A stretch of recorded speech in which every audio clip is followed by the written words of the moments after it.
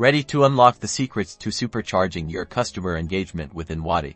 Let's dive straight into creating custom attributes on Wati to personalize customer profiles and skyrocket your messaging effectiveness. First, navigate to the Contacts tab on your Wati dashboard. This is where the magic begins. Next, look for the Manage Attributes option. It's typically located within the Contacts settings. Click on it to proceed. Now, click the Add Attribute button. A form will pop up where you can define your new attribute. Enter a relevant name for your attribute, such as loyalty tier or preferred language. Then, define the possible values for this attribute. For loyalty tier, you might add options like bronze, silver, and gold. To assign this attribute, open a specific contact's profile and find the Custom Attributes section. Select the appropriate value for that contact. Finally, leverage these attributes for targeted messaging.